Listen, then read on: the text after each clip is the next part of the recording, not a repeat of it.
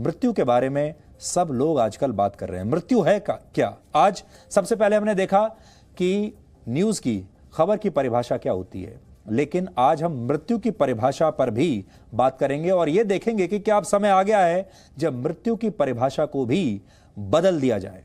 शास्त्रों में कहा गया है कि जन्म के साथ ही मृत्यु की यात्रा शुरू हो जाती है। मृत्यु ही शाश्वत सत्य है और इसे टाला नहीं जा सकता।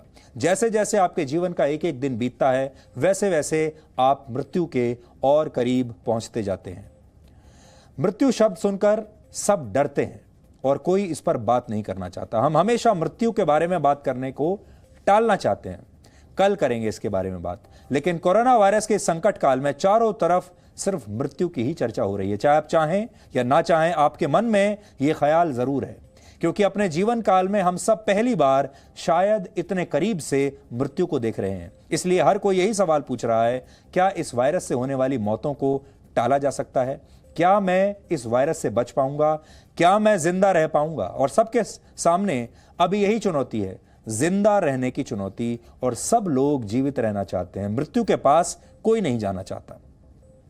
और अगर कोरोना वायरस जल्द खत्म हो भी गया तो भी इस बात की क्या गारंटी है कि कोई और वायरस आने वाले समय में लोगों की जान नहीं ले लेगा?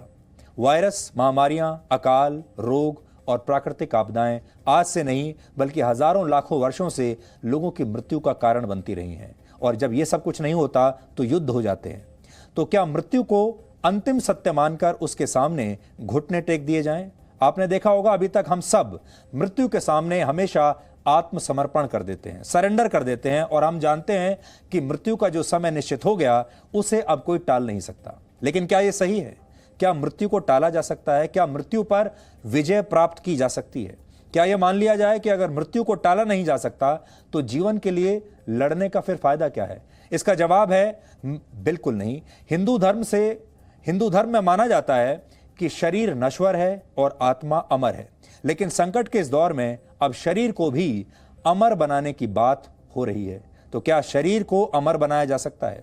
यानी मृत्यु के इस भय ने इंसानों की अमर होने की भूख को एक बार फिर से जगा दिया है। सब अमर होना चाहते हैं, और अगर हम आपसे पूछें तो आप भी शायद यही चाहेंगे कि आप भी अमर हो जाएं। आपको यकीन नहीं होगा, लेकिन पिछले कुछ वर्षों में इंसानों ने एक हद तक मृत्यु पर विजय प्राप्त की है, जिसका सबसे बड़ा प्रमाण यह है कि पिछली 2 शताब्दियों में इंसानों की औसत आयु 40 साल से बढ़कर 72 वर्ष हो गई है। कुछ विकसित देशों में तो यह औसत आयु 80 वर्ष भी हो चुकी है। यानी आज से 100-150 साल पहले तक ज्यादातर इंसानों की नियति में कम उम्र में ही मर जाना लिखा होता था, जिसे हम अपनी किस्मत मान लेते थे। भगवान को यही मंजूर था, हमारी उम्र इतनी ही लिखी थी। लेकिन आज विज्ञान और तकनीक की बदौलत मानव जाति इस नियति को बदलने में सफल रही है। पहले लोग औसतन 40 वर्ष जिया करते थे, और अब लोग ऐसा मानते हैं कि 40 साल के बाद तो असली जीवन शुरू होता है।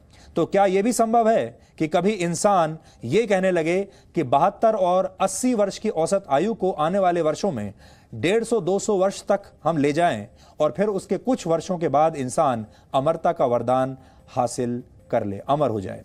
ये सब बातें आपको शायद अभी कल्पना लग रही होंगी, लेकिन सच यही है कि दुनिया के बड़े बड़े वैज्ञानिक, बड़ी बड़ी कंपनियां और शोधकर्ता इस दिशा में काम शुरू कर चुके हैं।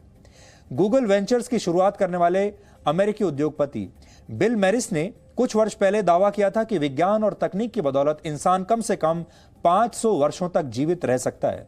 वर्ष 2013 में इस दिशा में काम करने वाली कंपनी कैलिको की स्थापना की गई। ये कंपनी दुनिया की बड़ी बड़ी दवा कंपनियों और मेडिकल संस्थानों के साथ मिलकर ऐसे प्रोजेक्ट्स पर काम कर रही है जिसका उद्देश्य इंसानों की उम्र को बढ़ाना है। ये कंपनी 19,000 करोड़ रुपए की फंडिंग के साथ इंसानों की उम्र बढ़ाने की योजना पर काम कर रही है। अमेरिकी आविष्कारक और उद्योगपति रे कर्जवेल का दावा है कि वर्ष 2045 तक इंसान अपना मस्तिष्क मशीनों में अपलोड करने में सक्षम हो जाएगा। यानी आप शारीरिक रूप से अमर हों या ना हों, लेकिन आज से 25 वर्षों के बाद आपका दिमाग जरूर डिजिटल रूप में अमर हो जाएगा। जैसे आज आप कोई भी डेटा एक डिवाइस से दूसरे डिवाइस में अपलोड कर सकते हैं, iCloud में उसे सेव कर सकते हैं, ऐसे ही आपके दिमाग का जो डेटा है उसे भी अब से 25 सालों के बाद कहीं ना कहीं स्टोर किया जा सकेगा। यानी शरीर के समाप्त हो जाने के बाद भी आपकी यादों और भावनाओं को हमेशा के लिए स्टोर करके रखना संभव हो जाएगा। अमेरिका के Buck Institute for Research on Aging के एक शोध के मुताबिक इंसानों की उम्र को 4 से 5 गुना तक बढ़ाना संभव है। कोरोना वायरस की वजह से सबसे ज्यादा मृत्यु उन लोगों की हो रही है जिनकी उम्र 60 साल या उससे ज्यादा है।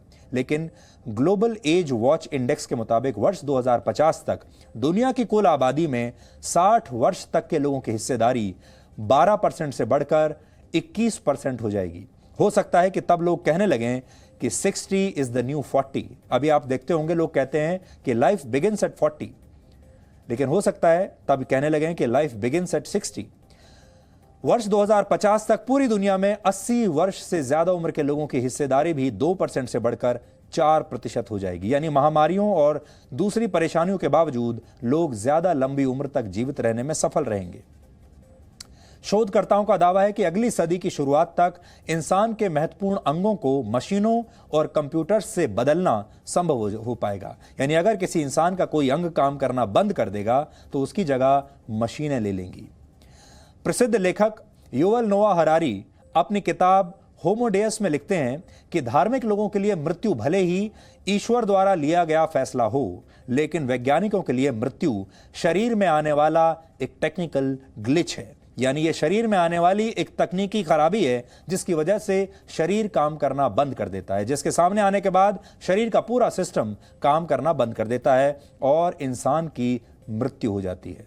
तो ये जो मृत्यु होती है इसे हम क्या माने? ये शरीर में आने वाली कोई तकनीकी खराबी है जिसकी वजह से आपका सिस्टम, आपका इंजन बंद हो गया, या फिर ये भगवान की मर्जी है? युवल नोआ हरारी कहते हैं कि वैज्ञानिक इस टेक्निकल ग्लिच को लैब्स में सही कर सकते हैं, प्रयोगशालाओं में इसे ठीक किया जा सकता है और मृत्यु को टाला जा सकता है, यानी इंसानों को अमर भी बनाया जा सकता है। लैटिन भाषा में होमो का अर्थ होता है मनुष्य और डियस का अर्थ होता है देवता। यानी युवल नोआ हरारी की पुस्तक का टाइटल भी यह बताता है कि आने वाले दिनों में मनुष्य किसी देवता से कम नहीं होगा। पिछले कुछ दशकों में टेक्नोलॉजी और साइंस के दम पर हम कई प्राकृतिक आपदाओं को टालने में सफल रहे हैं, गंभीर बीमारियों का इलाज ढूंढ पाए हैं और भुखमरी और गरीबी पर भी हमने काफी हद तक काबू पाया है। उदाहरण के लिए 14वीं शताब्दी में जब पूरी दुनिया में ब्लैक डेथ नाम की महामारी फैली तो लोग इसे ईश्वर का प्रकोप मानते थे। इस महामारी में करीब 7.5 करोड़ से 20 करोड़ लोगों की तब मौत हुई थी।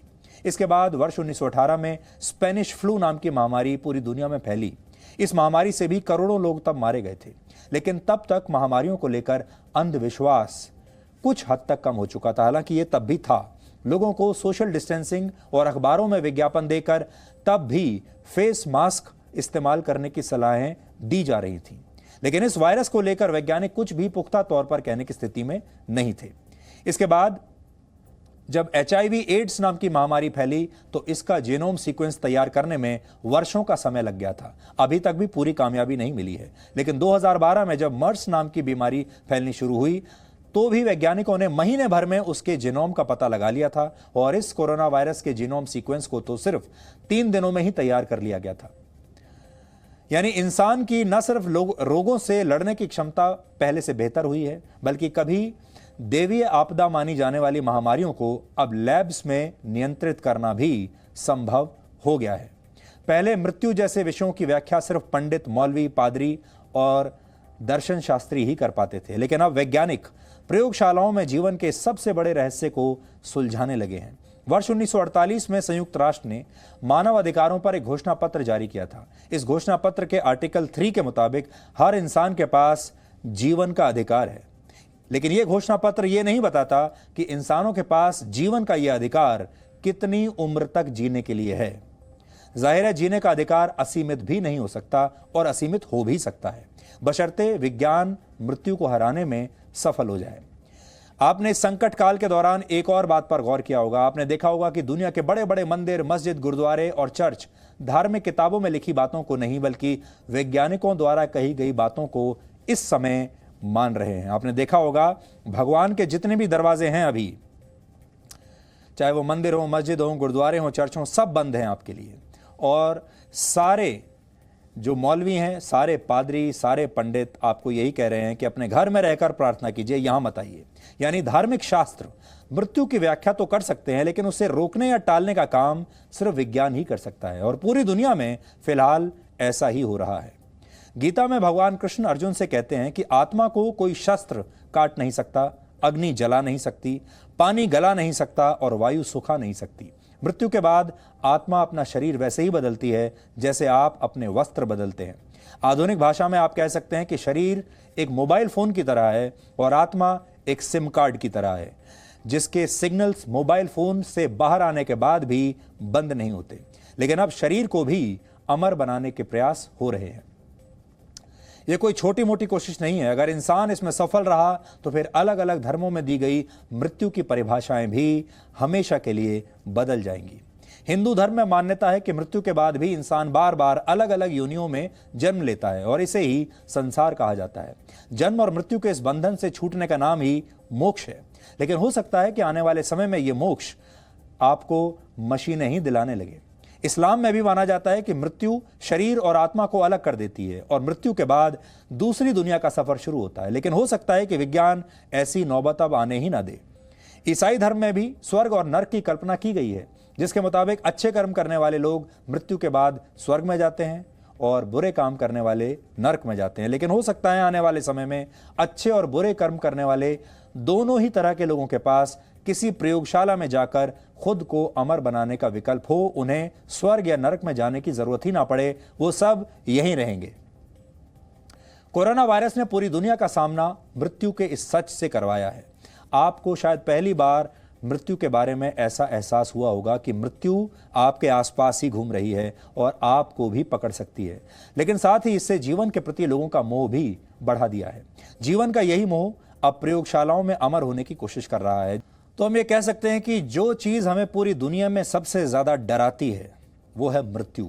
लेकिन आज हमें इस बात पर विचार करना चाहिए कि मृत्यु शोक का विषय है या मृत्यु प्रसन्नता का विषय है। जब किसी की मृत्यु हो तो उसे कैसी भावना से उसका स्वागत करना चाहिए या क्या करना चाहिए उस समय। इंसानों को आज इसी अंतर को समझने की जरूरत है। विज्ञान मृत्यु पर विजय कब हासिल करेगा ये तो हम कह नहीं सकते अभी, लेकिन आप चाहें तो आज ही मृत्यु के भय पर विजय हासिल कर सकते हैं। अगर आज हम में से किसी के सामने मृत्यु आकर खड़ी भी हो जाए तो क्या हम मृत्यु को खुशी खुशी स्वीकार कर पाएंगे? क्या हम खुद से ये कह सकते हैं कि हमने अब तक जो भी किया पूरी लगन से किया, पूरी तन्मयता के साथ किया और हमारे परिश्रम को हमारी मृत्यु भी हमसे छीन नहीं सकती? ऐसा कहने वाले शायद इस दुनिया में बहुत कम लोग होंगे।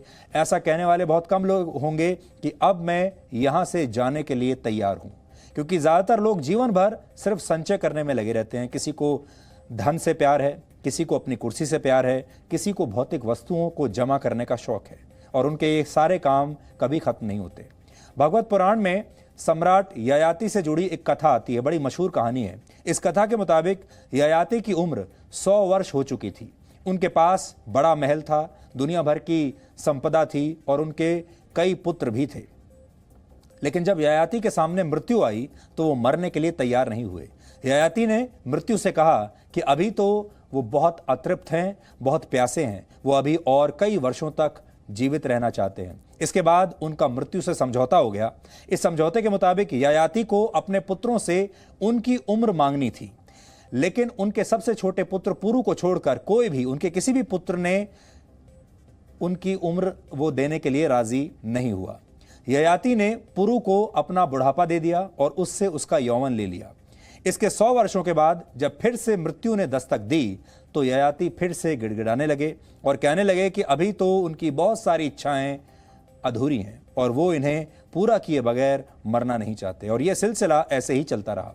कहा जाता है कि ययाति 1000 वर्ष तक मृत्यु को टालते रहे, लेकिन फिर भी ययाति को वासनाओं से तृप्ति नहीं मिली और आखिरकार उन्हें बात समझ में आई और उन्होंने वैराग्य ले लिया। ययाति को तो ये बात 1000 वर्ष के बाद ही सही तब समझ में आई, लेकिन क्या हम में से कोई इस बात को आज और अभी समझ सकता है? ये कहानी थी, इसलिए एक सम्राट को मृत्यु ने कई मौके दिए, लेकिन असल जीवन में ऐसा नहीं होता। आपको और हमें मृत्यु एक और मौका नहीं देगी। असल जीवन में मृत्यु पहली और अंतिम बार ही आती है और असल जीवन में सामान्यतः कोई अपनी उम्र आपको देकर आपकी मृत्यु को टाल भी नहीं सकता। हालांकि वैज्ञानिक आपको कुछ दवाएं देकर ऐसा जरूर कर सकते हैं, लेकिन यह भी सिर्फ मृत्यु को कुछ देर टालने के लिए है। अगर आप वाकई में अमर होना चाहते हैं तो आप अपने जीवन को इतना यादगार बनाइए कि आपके जाने के बाद भी आपसे जुड़ी बातें और यादें हमेशा आपको ऐसे ही जीवित रखे।